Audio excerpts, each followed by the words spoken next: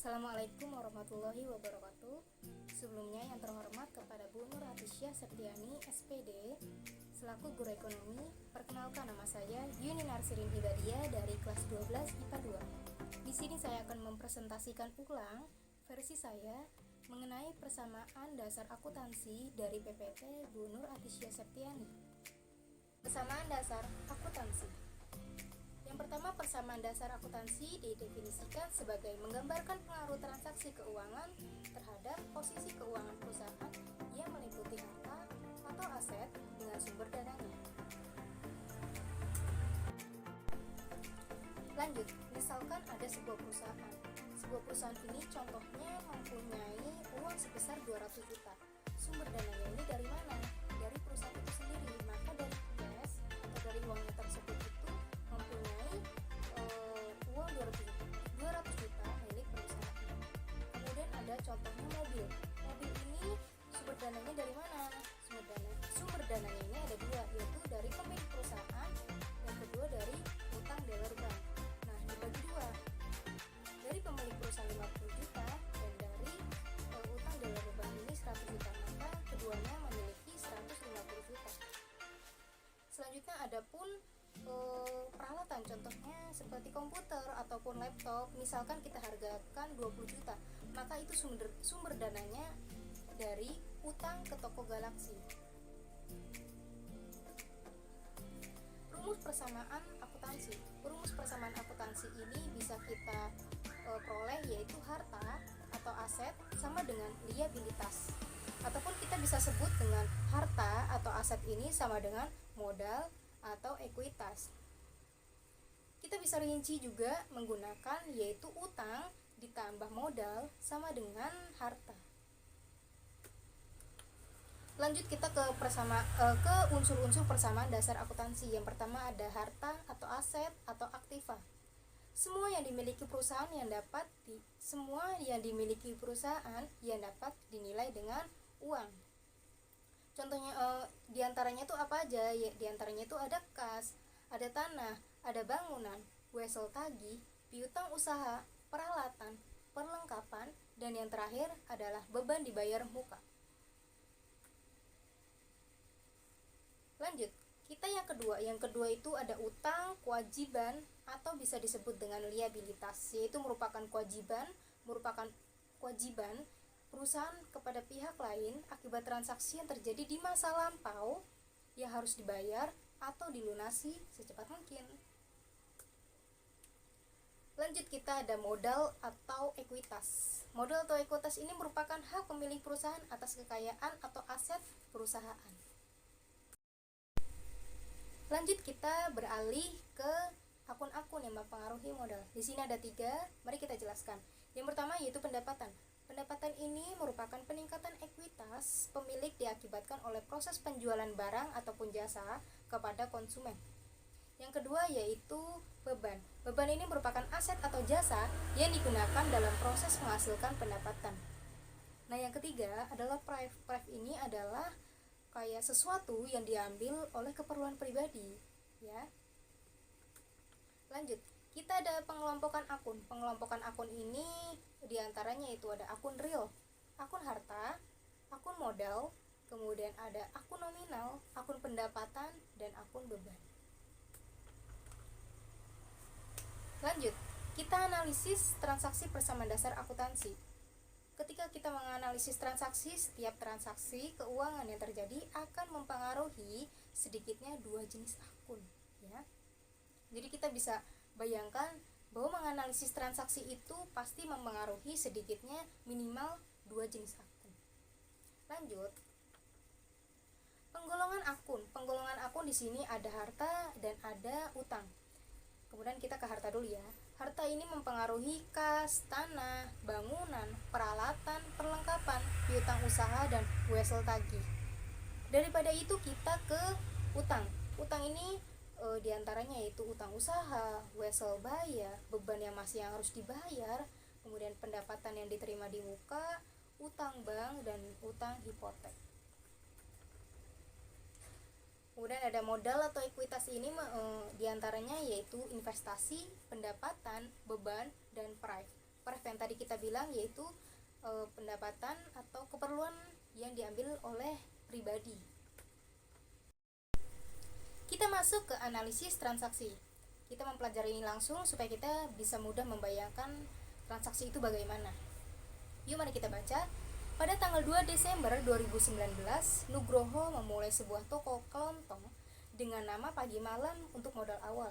Nugroho menyetorkan uang pribadi, ya, pribadinya sebesar 600 juta ke rekening perusahaan.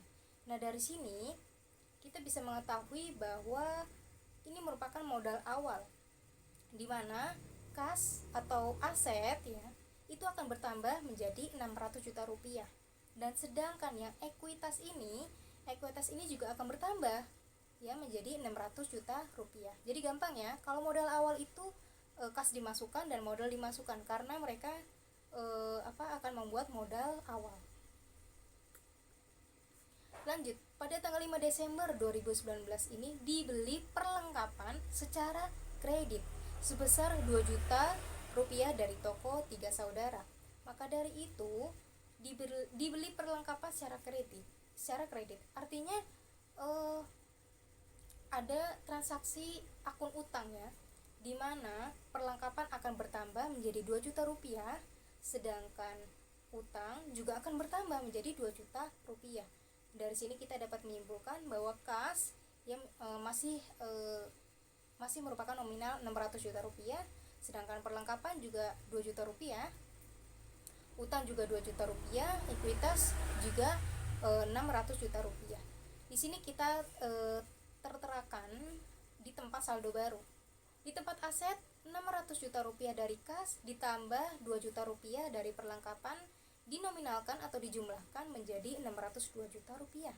Sedangkan untuk yang kewajiban dan ekuitas kita gabung, yaitu 2 juta ditambah dengan 600 juta rupiah menjadi atau dinominalkan menjadi 602 juta rupiah. Lanjut, kita pada tanggal 8 Desember 2019 dibeli peralatan internet secara tunai artinya kas dong, ya, seharga 400 juta rupiah, ya. Nah, di sini kita bisa menyimpulkan bahwa dibeli peralatan otomatis cash kita ini berkurang karena untuk membeli peralatan tadi yang kita butuhkan. Nah, di sini dalam PPT ini kita taruhkan yang namanya pengurangan itu pasti adanya buka kurung dan tanda kurung yang dibedakan dengan penjumlahan dan pengurangan. Jika ada tanda buka kurung dan tutup kurung ini, maka adanya pengurangan. Kita taruhkan kas 400 juta rupiah yang ditutup kurung dan dibuka kurung kita taruhkan di kas, karena kas ini terambil, ya. Kas ini terambil oleh peralatan yang akan mau dibeli. Jadinya 600 juta rupiah dikurang 400 juta rupiah menjadi 200 juta rupiah. Perlengkapan tetap, ya, karena dia tidak memakai perlengkapan, namun dia memakai peralatan kita taruh 400 juta rupiah. Tidak ada pengurangan namun penambahan di peralatan, karena sudah dibeli peralatan maka sudah ada peralatan yang sudah kita beli. Nah, taruhlah 400 juta rupiah, taruh.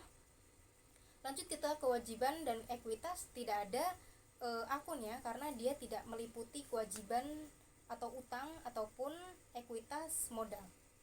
Kita kita jumlahkan menjadi saldo baru, yaitu 200 juta dari kas ditambah 2 juta dari perlengkapan ditambah 400 juta dari peralatan, maka dinominalkan dan dijumlahkan menjadi 602 juta rupiah. Sedangkan di kewajiban ditambah ekuitas, yaitu 2 juta rupiah ditambah 600 juta rupiah menjadi 602 juta rupiah. Maka kedua akun ini sama-sama 602 juta rupiah, ya. Maka diartikan dalam akuntansi ekonomi ini disebut juga dengan kata balance. Lanjut, kita pada tanggal 10 Desember 2019. Toko kelontong Pagi Malam menerima pendapatan jasa sebesar 10 juta secara tunai. Nah, 10 juta secara tunai berarti cash dong, ya, ada cash. Di dalam aset kita taruhkan cash sebesar 10 juta rupiah. Jadi cash yang tadi bertambah menjadi 200 juta rupiah ditambah menjadi 10 juta rupiah menominalkan atau dijumlahkan menjadi 210 juta rupiah. Perlengkapan kita tetap karena kita tidak pakai perlengkapan, peralatan juga tetap kita taruh, kita juga tidak pakai peralatan, sedangkan kewajiban juga tetap kita tidak pakai kewajiban atau utang. Nah, kemudian yang modal ini kita taruhkan 10 juta rupiah tadi ya, untuk sebagai modal di Nugroho itu. Jadi kita taruhkan 600 juta dari modal atau dari saldo lama ini ditambah 10 juta rupiah dari pendapatan jasa yang kita tunaikan tadi. Kita taruhkan di saldo baru ataupun kita simpulkan di saldo baru cash yang tadinya 200 juta menjadi 210 juta karena ada penambahan 10 juta ya, karena menerima pendapatan jasa. Ditambah 2 juta dari perlengkapan, kemudian lagi ditambah 400 juta dari peralatan. Maka dari itu hasilnya 612 juta rupiah. Kita lanjut ke kewajiban ditambah ekuitas. 2 juta ditambah 610 juta, hasil dari 600 ditambah 10 juta ia menerima pendapatan jasa. Hasilnya yaitu 612 juta. Sama-sama balance. Lanjut, pada tanggal 11 Desember 2019 dibayar gaji pegawai lagi nih sebesar 3.500.000. Artinya jika kita membayar gaji pegawai maka kas kita ini berkurang ya. Seharusnya kas kita ini yang harus dibeli peralatan atau perlengkapan, namun kita harus menyisakan untuk pegawai. Artinya kita harus menggaji pegawai tersebut ya. Nah, kita taruhkan 3.500.000 ini di tempat kas dan di tempat modal. Kenapa kita taruhkan di tempat modal? Karena modal juga merupakan ekuitas, juga merupakan aset yang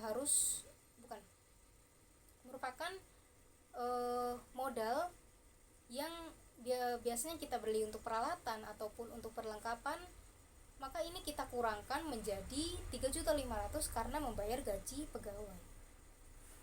Di sini kita dapat menyimpulkan bahwa cash yang tadi saldo lamanya berupa 210 juta ini kita kurangkan menjadi 3.500.000. Nah, nominal ini menjadi 206.500.000 rupiah. Perlengkapan dan peralatan kita tidak pakai, maka kita tidak memasukkan 3.500.000 ini kepada kedua akun tersebut. Begitu pula dengan hutang, kita tidak memasukkan utang tersebut ke 3.500.000. Di model Nugroho ini kita masukkan 3.500.000, namun dalam bentuk pengurangan. Artinya dalam bentuk pengurangan ini yaitu kita pakaikan yang namanya buka kurung dan tutup kurung. Maka dari itu 610 juta rupiah dikurang 3.500.000 menjadi 606 juta rupiah 500. Nah, dari saldo baru ini kita dapat menyimpulkan bahwa 206.500.000 dari kas ditambah 2 juta dari perlengkapan ditambah 400 juta dari peralatan menghasilkan 608.500.000 rupiah. Kemudian dari kewajiban dan ekuitas ditambahkan menjadi dari 2 juta ditambahkan menjadi 606.500.000 rupiah menjadi 608.500.000 rupiah. Keduanya sama-sama, maka kita sebut dengan akun ini balance ya. Kita lanjut pada tanggal 12 Desember 2019 dibayarnya hutang nih sejumlah 1 juta rupiah. Artinya cash kita ini berkurang dong ya, dan utang kita bertambah karena termasuknya hutang kita yang menjadi beban untuk kita ya. Kas ini kita taruhkan menjadi pengurangan karena kas kita kan berkurang untuk membayar hutang tadi, maka kita taruhkan 1 juta rupiah dalam keadaan buka kurung dan tutup kurung. Maka kita bisa lihat bahwa 206.500.000 rupiah ini dikurang 1 juta dengan hasil pengurangan menjadi 205.500.000 rupiah. Sedangkan yang di kewajiban atau hutang ini kita taruhkan 1 juta rupiah ya, 1 juta rupiah dalam keadaan pengurangan juga ya. 2 juta dikurang 1 juta maka menghasilkan 1 juta. Kita simpulkan di saldo baru. Yaitu 205.500.000 rupiah dari kas, kemudian ditambah 2 juta dari perlengkapan, ditambah 400 juta dari peralatan, menghasilkan 607.500.000 rupiah. Kita lanjut ke kewajiban atau ekuitas. Mereka mendapatkan 1 juta rupiah dari hutang yang itu dari 2 juta dikurang 1 juta tadi, ditambah 606.500.000 rupiah, menghasilkan 600.500.000 rupiah. Lanjut nih, pada tanggal 15 Desember 2019 lagi, Nugroho mengambil uang tunai dari perusahaan untuk keperluan pribadi sejumlah 3 juta. Nah, keperluan pribadi, yang kita ingat keperluan pribadi itu yang kita sebut dengan prive ya. Kita ingatnya prive itu pasti keperluan pribadi ya. Jika keperluan pribadi maka pengurangan di cash dong ya, karena untuk keperluan pribadi. Dan untuk modal di perusahaan diambil juga karena untuk keperluan pribadi juga. Maka jika diambil maka ada pengurangan di antara cash dan di modal. Maka kita taruhkan buka kurung 3 juta ya di cash.